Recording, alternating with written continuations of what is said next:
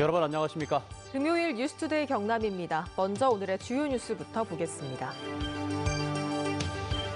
창원에서 일가족 5명이 코로나19에 확진된 이후 이들의 접촉자 중심으로 10명이 추가 확진됐습니다.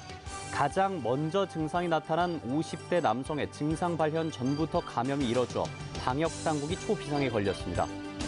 특정 동호인 단체가 4년째 남강 하천변을 무단 점용해 왔는데도 진주시가 사실상 묵인한 것으로 드러났습니다.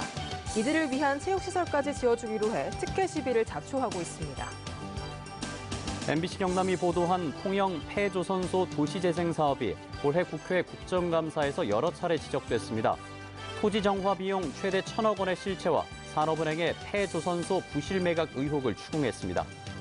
코로나19 때문에 출장길이 막히면서 중개업자의 말만 믿고 중국산 기계를 샀다가 낭패를 봤는데도 보상받을 길이 마땅치 않습니다. 예방책은 없는지 취재했습니다.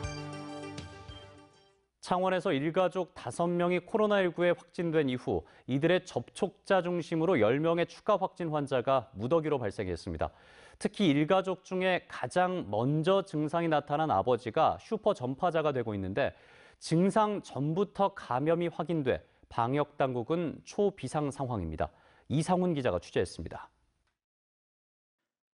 창원 일가족 5명이 확진된 이후 이들의 접촉자 10명이 추가로 양성 판정을 받았습니다.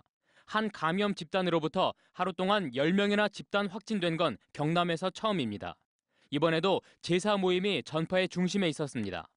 확진 일가족 중 아버지인 창원 50대가 지난달 25일 창원의 부모님 집 제사에 참석했는데 여기 참석한 16명 중 5명이 확진됐습니다.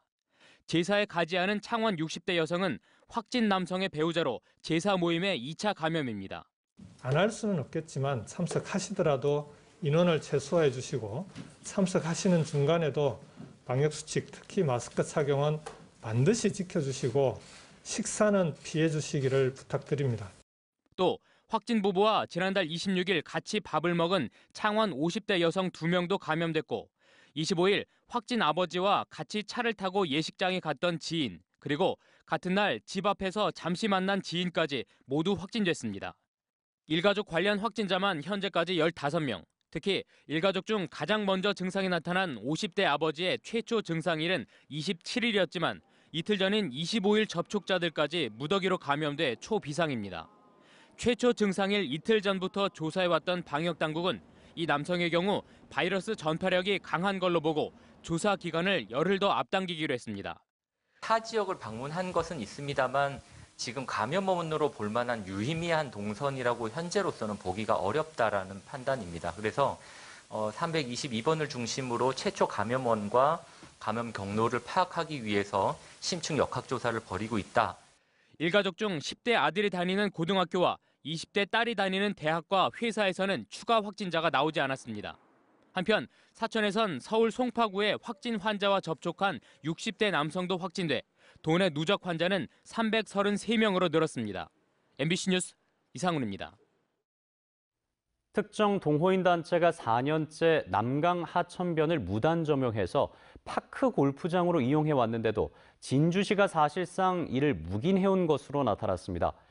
그런데 이번에는 수십억 원을 들여서 동호인들을 위한 골프장까지 조성해주기로 해 특혜 시비까지 자초하고 있습니다. 서윤식 기자입니다.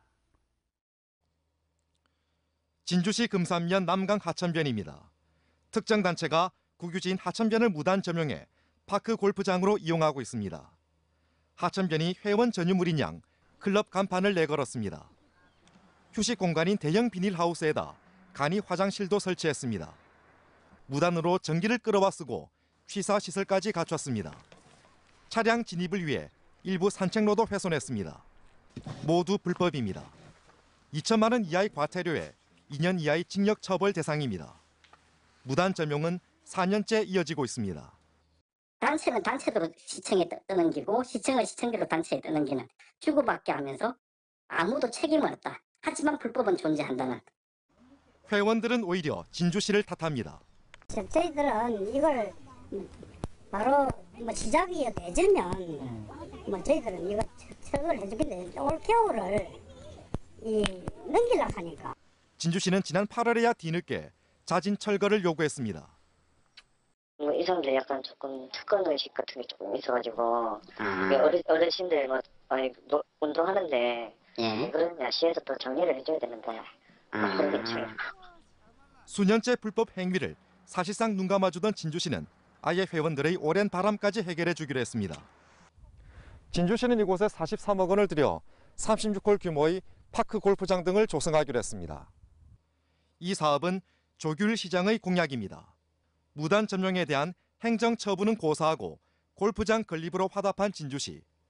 불법의 양성화에 특혜 시비까지 자초하고 있습니다. MBC 뉴스 선식입니다. MBC 경남이 잇따라 보도한 통영 폐조선소 도시재생 사업이 2020년 국회 국정감사에서 여러 차례 지적됐습니다. 토지 정화 비용 최대 1,000억 원의 실체와 산업은행의 폐조선소 부실 매각 의혹을 추궁했습니다. 이 소식은 장영 기자가 보도합니다.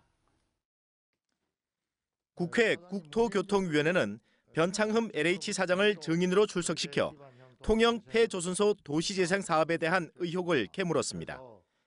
LH가 230억 원 정도라고 추산한 토지 정화 비용이 최대 1,000억 원이 들 거라는 문건의 진위를 따졌습니다. 토지공사의 자료에 의하면은 토지 오염 정화 추가 이렇게 하면 약 1,000억 정도 들어간다는데 말이 맞습니까? 실무선에서 공식적으로 된 게 아니고 최악의 경우에 비용까지 고려했을 때 추계 한번 해본 것이 어떻게 밖으로 나간 것 같습니다. 폐조선소에 있는 이제 크레인이라든지 창고라든지 이것을 어디까지 보존할 것인가 이거에 대해서 이제 협의를 해서 지금 이제 토지 이용 계획은 거의 이제 완료가 됐고요.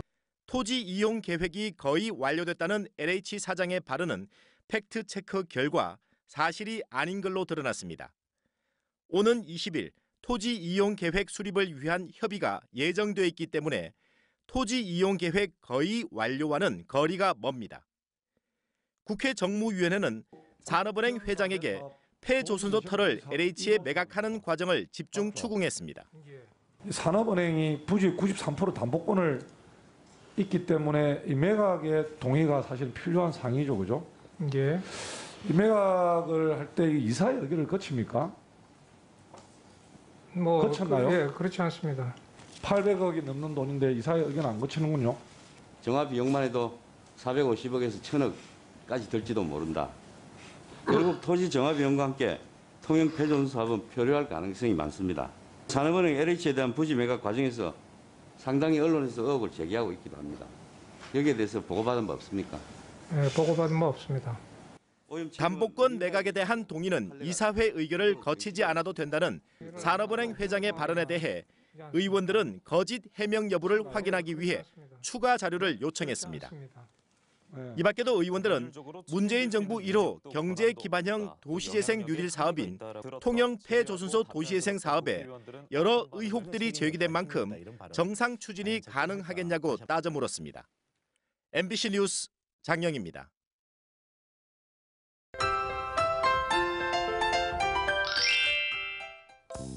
오늘은 아침 추위가 한결 누그러졌습니다. 아침 기온이 영하권까지 내려간 어제와 달리 오늘은 모두 영상권을 보이며 큰 추위는 없겠는데요.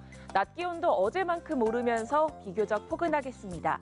오늘 창원의 아침 최저 기온 9도, 진주는 5도를 보이면서 어제보다 6, 7도가량 올랐고요. 낮 기온은 창원 17도, 진주는 16도까지 오르겠습니다. 오늘 오후에 일부 지역에 약간의 비 소식이 있습니다. 오후 한때 경남 남해안 지역을 중심으로 5mm 미만의 비가 올 것으로 보이는데요. 내리는 양이 적어서 비가 온 후에도 대기는 여전히 건조할 것으로 보입니다. 위성 영상 보시면 오늘 대체로 흐린 날씨를 보이며 구름 많겠습니다. 경남 지역의 미세먼지 농도는 대체로 보통 수준 보이겠습니다. 오늘 어제보다 아침 기온이 크게 올랐습니다. 아침 기온 살펴보시면 밀양 5도, 함안 4도에서 시작하고요. 낮에는 밀양 16도, 양산 19도까지 오르겠습니다. 서부 지역 보시면 거창 3도, 산청 4도에서 시작합니다. 낮에는 거창 16도, 합천도 16도까지 오르겠습니다. 바다의 물결은 최고 2m까지 일겠습니다. 주말에는 대체로 맑은 날씨가 예상되고요. 입동인 내일은 오늘보다 기온이 더 오르면서 포근하겠습니다. 날씨 정보였습니다. 한 마스크 생산업체가 코로나19 때문에 해외 출장길이 막히면서 중개업자의 말만 믿고 중국산 기계를 샀다가 수십억 원의 피해를 봤다는 소식 엊그제 보도해드렸는데요. 문제는 이런 경우에 보상받을 길이 마땅치 않다는 점인데 과연 그런지 또 예방책은 없는지 서창우 기자가 알아봤습니다. 지난 9월 중국 업체로부터 3억 원을 주고 마스크 생산기계 석 대를 샀다 낭패를 봤다는 김모 씨. 코로나19 여파에 출장이 어려워지자 중개업자와 업체 홈페이지만 믿고 산 겁니다. 기계가 상당히 좋더라고. 그래서 이제 수입하게 됐는데 막상 수입해가 이제 도착하는 순간부터 기계에 녹이 다 슬고 부속도 전부 다 너덜너덜하게 돼 있고. 문제는 당장 쓸 수도 없는 기계에 대한 보상이 까다롭거나 어렵다는 점입니다. 김 씨가 중국 업체와 맺은 계약서. 어디에도 수리를 언제까지 어떤 조건으로 해주겠다는 내용이 없습니다. 다만 분쟁이 해결되지 않으면 중국 중재기관의 중재 결과에 따른다고 명시돼 있어 중재가 성사될 경우 배상을 받을 수도 있습니다. 하지만 중국 업체의 자본금 상황이 관건입니다. 상대방 자산이 없는 회사 같으면 지금 이겨봐야 해소를 하기 어렵다 그런 이야기니까 그건 재산 조사를 해봐야 하는 거죠. 그거는. 자본금과 관계없이 중국의 과거 관행 등을 보면 배상을 받기 어렵다는 전문가 의견도 나옵니다. 때문에 계약할 때 중국이 아닌 국내에서 중개를 하겠다는 입장을 넣어야 한다는 겁니다. 대한상사중재원 같은 우리나라 그 중재원을 통해서 하자는 것을 이렇게 명문화해서 이 계약서상에 넣었다면 조금 더 이런 어려운 상황이 됐을 때 분쟁 해결이 좀 쉽지 않았을까 하는. 또 현지에서 수입하고자 하는 물건에 대해 거래를 많이 한 중개업자와 계약을 하고 손해배상에 있어선 현지 업체뿐만 아니라 중개업자에게도 책임을 물리는 내용을 담는 게 중요하다고 전문가는 조언합니다. MBC 뉴스 서창우입니다.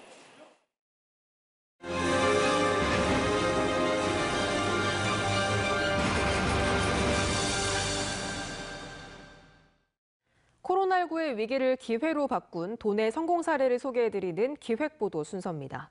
오늘은 매출보다도 더 많은 비용을 연구개발에 투자하면서 기술력을 쌓고 또 수많은 국내외 기술 특허를 따내며 성장하고 있는 김해의 한 중소기업을 문철진 기자가 소개해드립니다. 김해의 한 중소기업이 개발한 열교환기입니다. 영하 190도 상태의 액화 질소가 열교환기를 통과하면서 영상 40도 정도의 기체 가스로 변환됩니다. 열교환기는 냉각기와 공장 설비, 선박 등에 광범위하게 사용되는 장치로 이처럼 높은 압력을 견딜 수 있는 열교환기는 대부분 수입에 의존했지만 이 업체가 국산 기술로 개발했습니다.